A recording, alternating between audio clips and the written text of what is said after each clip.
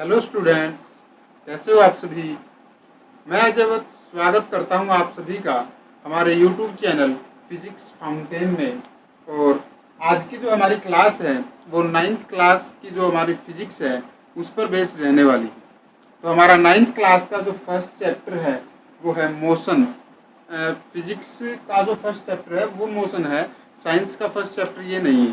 ठीक है, तो मैं फिजिक्स आपकी जो है कवर कराऊंगा। तो फर्स्ट चैप्टर फर्स्ट टॉपिक जो हमारा, ये हमारे टॉपिक्स लिखे हुए हैं जो हम आज की वीडियो में हमारी में डिस्कस करने वाले हैं हमारे लेक्चर में। ठीक है, तो फर्स्ट ऑफ ऑल हम देखते हैं कि मोशन जो है क्या होता है। मोशन की डेफिनेशन, इसका जो मीनिंग है पहले उसको समझते हैं। मीनिंग है कि चेंज इन पोजीशन,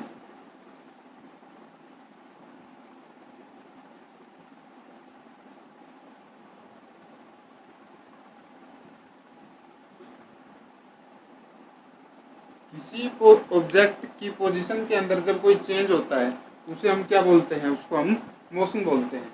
जैसे कोई ऑब्जेक्ट है वो यहाँ रखा है पॉइंट ए पर, कुछ टाइम के बाद ये मान लेते हैं कि कोई व्यक्ति खड़ा है, कोई जो ह्यूमन बीइंग है वो खड़ा है, यहाँ से इसने चलना स्टार्ट किया और ये कुछ समय बाद टाइम इंटरवल के बाद ये कुछ इस पोजीशन पर आ गया। ठीक है, तो इस चीज़ को हम क्या बोलेंगे कि ये जो ऑब्जेक्ट था, ये जो व्यक्ति था, वो पॉइंट ए से पॉइंट बी की तरफ जब गया है तो इसने क्या किया है, मोशन किया है। इसी चीज़ को क्या बोलते हैं हम, इसकी पोजीशन में जो है चेंज हो गया। ये पॉइंट ए पर था, अब वो पॉइंट बी पर है कुछ टाइम के बाद, तो इस चीज़ को क्या बोलेंगे, हम मोशन बोलेंगे। तो जो हमारे चैप्टर का जो मीनिंग है वो यही है कि जब हम इस पोजीशन से इस पोजीशन बी की ओर जा रहे हैं तो उस दौरान कुछ ना कुछ चेंजेस हुए हैं। पॉइंट ए से उसको चलना भी पड़ा है, किसी स्पीड से चल करके वो बी पर पहुंची है। तो इससे रिलेटेड जो है, हम मोशन से रिलेटेड जितनी भी टर्म्स हमारे आएंगी, ये सभी मोशन से रिलेटेड टर्म्स हैं। तो इन सभी टर्म्स को जो है हम 1 बाय 1 हमारे आज के लेक्चर में पढ़ेंगे। ठीक है, फिर देखते हैं। तो आपको ये समझ में आ गया होगा कि मोशन क्या है। जब भी किसी ऑब्जेक्ट की जो पोजीशन है उसमें जो कोई चेंज होता है तो उसको हम क्या बोलते हैं, मोशन बोलते हैं। ठीक है, तो इसकी आप डेफिनेशन भी लिख लेंगे।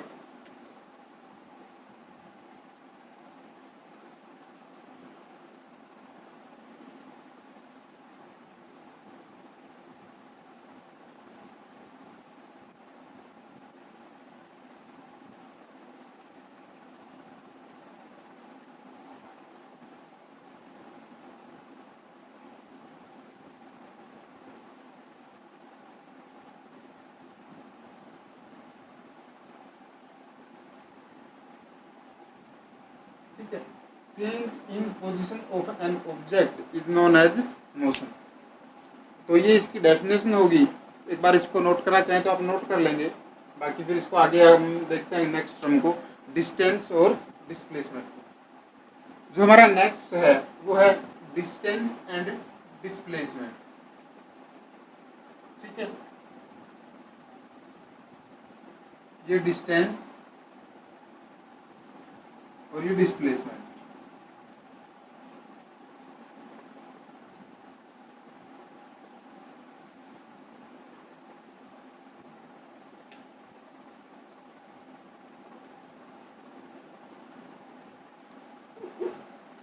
ये जो डिस्टेंस और डिस्प्लेसमेंट है, इन दोनों में एक छोटा सा अंतर होता है। तो उस चीज को देखेंगे हम एक एग्जाम्पल की मदद से। ठीक है, तो मान लेते हैं कि पॉइंट ए है और इस पर कोई ऑब्जेक्ट जो है वो खड़ा है। मान लेते हैं कि कोई बाइक या कोई कार है, यहाँ पर ये कोई कार है। ठीक है, ये कार जो है फिलहाल पॉइंट ए पर है, इनिशियली जो है ये पॉइंट ए पर पार्क है। यहाँ से ये पॉइंट बी कुछ दूरी पर है। ठीक है, मान लेते हैं कि ये जो डिस्टेंस है ये कोई 4 किलोमीटर का डिस्टेंस है और इस डिस्टेंस पर पॉइंट बी जो है हमारा उसके बाद आता है। ये हमारी जो कार है इसने यहाँ से चलना स्टार्ट किया, इसको किसी ने मूव कराया और ये पॉइंट बी पर आ गए। ठीक है, नेक्स्ट जो है वो क्या हुआ कि पॉइंट सी जो है वो किसी इस डायरेक्शन में है और यहाँ पर पॉइंट सी है, ये जो है 3 किलोमीटर जो डिस्टेंस था बी पॉइंट से, उस डिस्टेंस पर है। ठीक है, तो अब अगर हम इस डायग्राम में, इस एग्जाम्पल में अगर हम बात करते हैं कि हमारा जो डिस्टेंस कार ने ट्रेवल किया है पॉइंट ए से सी तक का, तो वो क्या है, वो हमारा क्या होगा कि कार ने पहले यहाँ से चलना स्टार्ट किया, तो 4 किलोमीटर पहले इधर आई बी पॉइंट पर, फिर उसके बाद नेक्स्ट उसने 3 किलोमीटर फिर से चली और फिर वो कहाँ आई, हमारे सी पॉइंट पर आई। तो अगर अब हमसे कोई ये पूछे कि जो कार थी हमारी, उसने कितना डिस्टेंस ट्रेवल किया, ठीक है, तो उसको हम कैसे कैलकुलेट करेंगे। 4 किलोमीटर तो हमें ये पता है कि ये पहले ए से बी तक गई, और जो बी से सी तक गई वो कितना था, हमारा 3 किलोमीटर था, तो ये टोटल कितना हो गया हमारा 7 किलोमीटर। तो हमारी जो डिस्टेंस जो हमारी कार ने ट्रेवल किया है, जो कवर किया है, वो कितना होगा, वो होगा हमारा 7 किलोमीटर का। ठीक है, तो ये हमारी डिस्टेंस है। अब वहीं अगर हम डिस्प्लेसमेंट की बात करते हैं हमारे इस एग्जाम्पल में,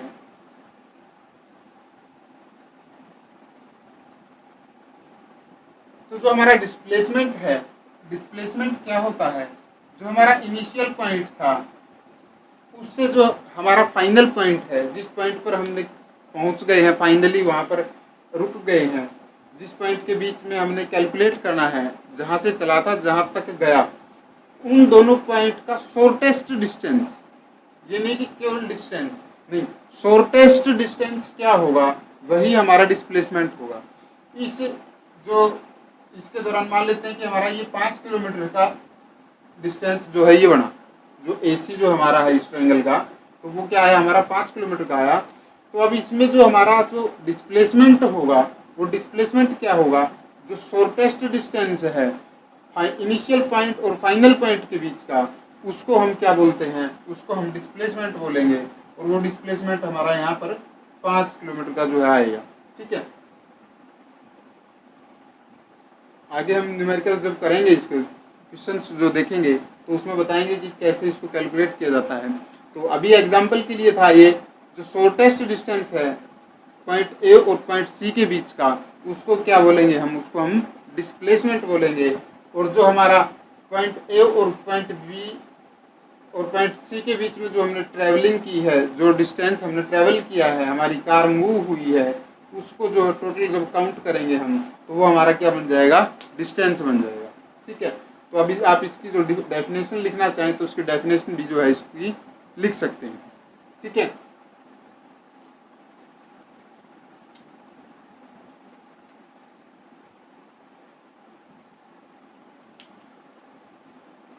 तो इसकी हमारी डेफिनेशंस क्या होंगी, दी टोटल एक्चुअल पाथ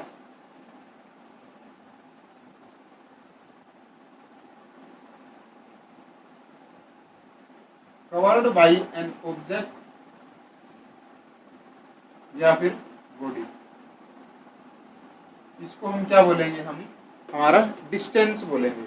और इस डिस्टेंस की जो एसआई यूनिट है हमारी, वो क्या होगी, वो होगी हमारी metre.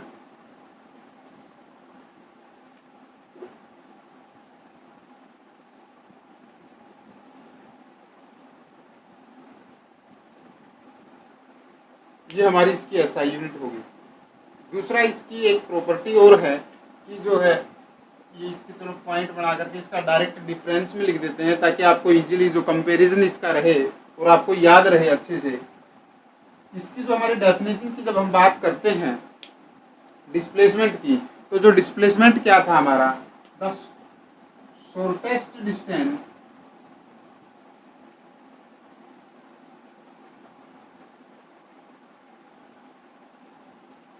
Between initial and final position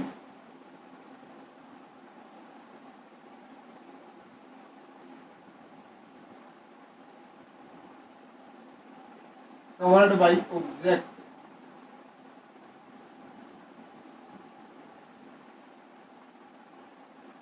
to be covered by object या फिर बॉडी।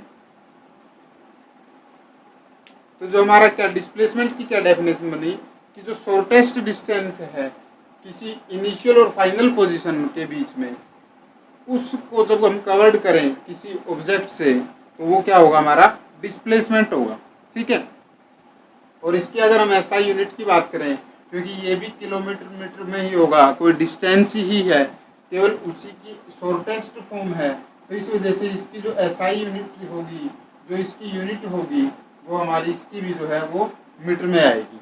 ठीक है, नेक्स्ट जब हम देखते हैं कि ये वेक्टर क्वांटिटी है और ये हमारी स्केलर क्वांटिटी है, आप इसके बार नोट कर लो, फिर मैं एग्जांपल से बताता हूँ आपको। स्केलर क्वांटिटी और ये जो हमारी है ये vector quantity.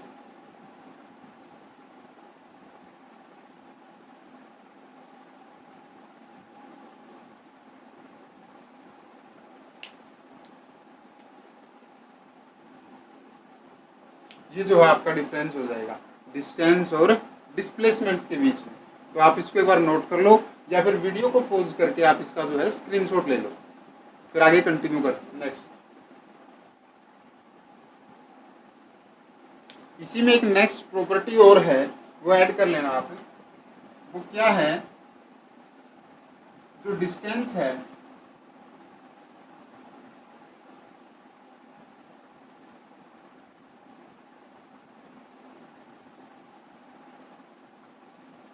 It can not be 0। ठीक है, और ये क्या है, ये हो सकता है।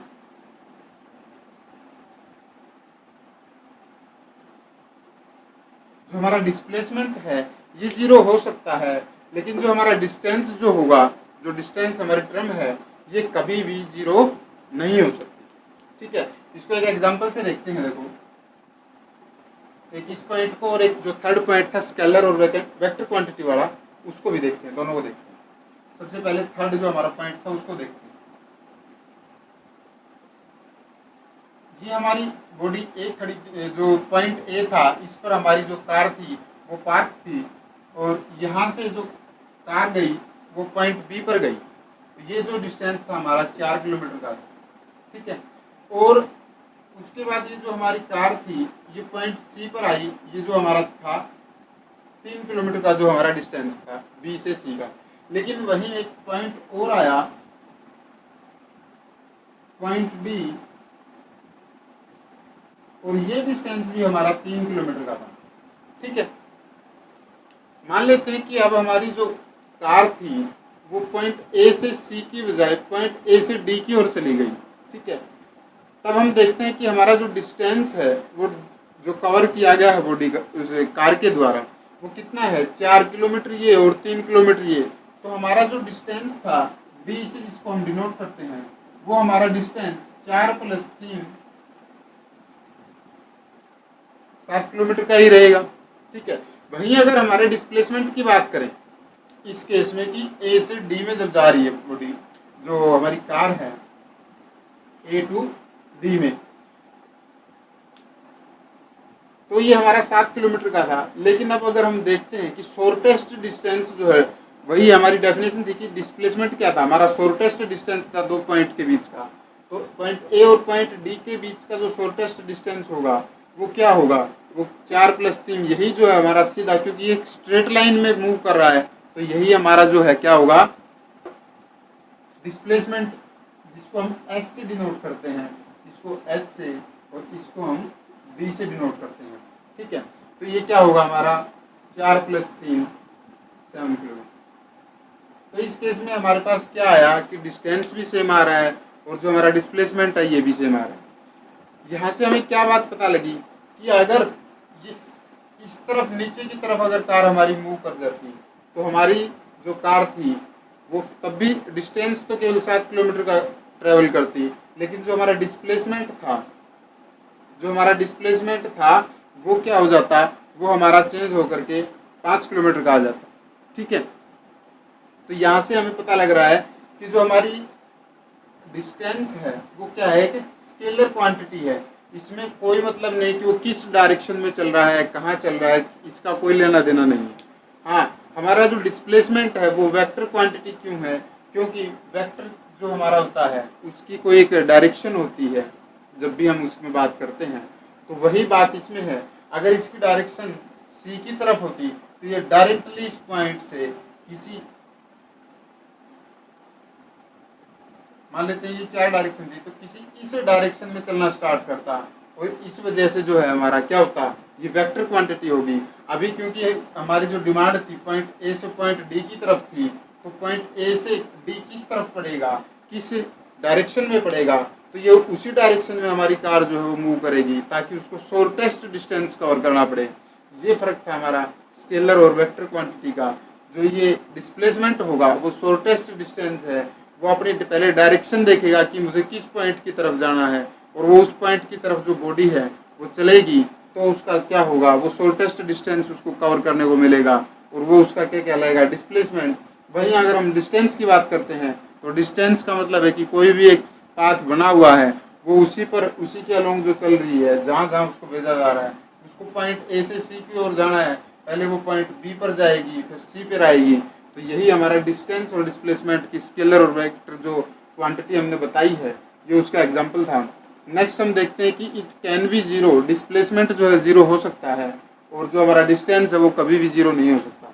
मान लेते हैं कि पॉइंट ए से किसी कार ने चलना स्टार्ट किया और पॉइंट बी पर वो गई, और वहां से वापसी करते हुए वो वापसी ए पॉइंट पर आकर के रुक गई, तो हमारी इनिशियल और फाइनल पोजीशन जो थी वो पॉइंट ए ही रही, तो उसमें डिस्प्लेसमेंट उसको कुछ भी नहीं, जो ट्रैवल जो है कुछ भी नहीं करना पड़ा, शॉर्टेस्ट डिस्टेंस, तो हमारा जो डिस्प्लेसमेंट होगा उस केस में वो जीरो आ जाएगा।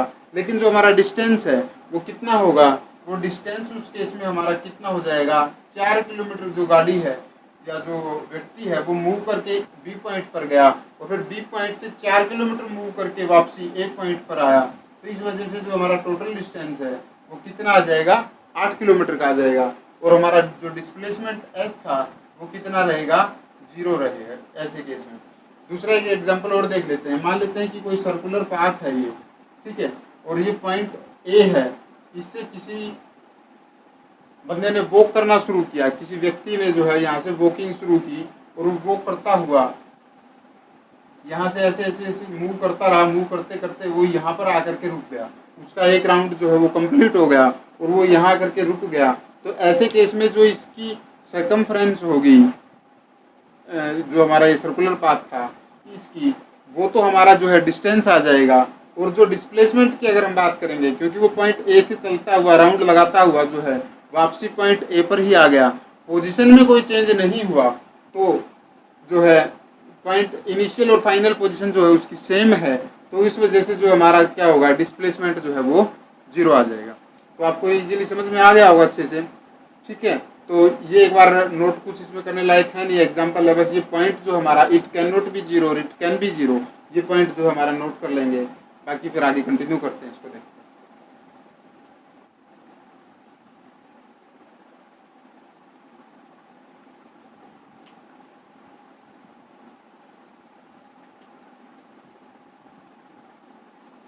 ठीक है, तो हम देखते हैं कि स्पीड क्या है और वेलोसिटी क्या है, ठीक है। तो जो हमारी स्पीड है वो क्या है, change in distance with respect to time, ठीक है। ये हमारी क्या होगी, स्पीड होगी। स्पीड को हम लिखेंगे तो स्पीड इज इक्वल टू जो डिस्टेंस ट्रेवल किया है किसी टाइम टी टाइम के साथ, उसी को क्या बोलते हैं हम, स्पीड बोलते हैं। तो जो हमारी स्पीड की जो डेफिनेशन बनती है वो क्या बनती है, the rate of change of distance with respect to time, उसको क्या बोलते हैं हम, स्पीड बोलते हैं, ठीक है। ये हमारी स्पीड की हो जाएगी डेफिनेशन। तो यहां से देखेंगे कि जो हमारी स्पीड है, डिस्टेंस ओवर टाइम टी, ये हमारी स्पीड हो जाएगी। वहीं अगर हम वेलोसिटी की बात करते हैं, तो हमारी वेलोसिटी क्या होगी,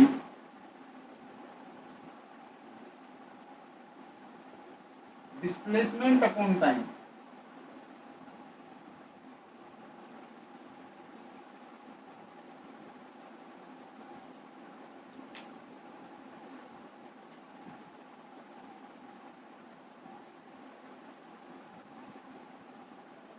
डिस्प्लेसमेंट अपॉन टाइम क्या होगा, हमारा वेलोसिटी होगी। कि कितना हमारा डिस्प्लेसमेंट है किसी टाइम के रेफरेंस में, उन दोनों का रेशियो जो होगा वो हमारी वेलोसिटी होगी। इन दोनों की अगर हम यूनिट्स की बात करें तो दोनों की यूनिट्स जो है हमारी सेम है। इसका जो है क्योंकि डिस्टेंस भी मीटर में है, ये भी टाइम भी जो है हमारा सेकंड्स में है, तो सिमिलरली इसका जो डिस्प्लेसमेंट है इसका ये भी मीटर में है और ये जो है ये भी सेकंड में है। तो जो इन दोनों की जो हमारी यूनिट है वो क्या होगी, मीटर पर सेकंड। स्पीड p और वेलोसिटी v। वेलोसिटी हमारी क्या है, डिस्प्लेसमेंट अपॉन टाइम है, और वही स्पीड अगर बात करते हैं तो वो क्या है हमारा डिस्टेंस अपॉन टाइम।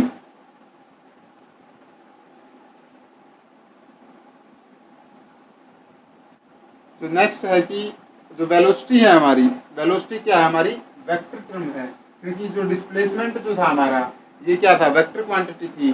टाइम जो स्केलर क्वांटिटी है तो इसका कोई इफेक्ट नहीं होगा। वेक्टर अपॉन टाइम, ये जो है स्केलर का जो आउटकम हमारी निकल करके आएगी वो हमारी आउटकम जो है वेलोसिटी जो हमारी होगी वो क्या होगी, एक वेक्टर क्वांटिटी होगी।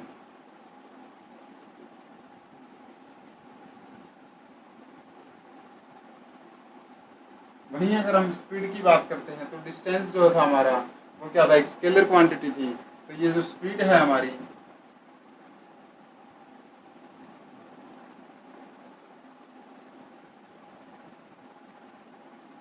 ठीक है। दूसरा, आप इस एस में जो स्पीड वाला एस है और डिस्प्लेसमेंट का जो एस था उसमें कंफ्यूज नहीं होना।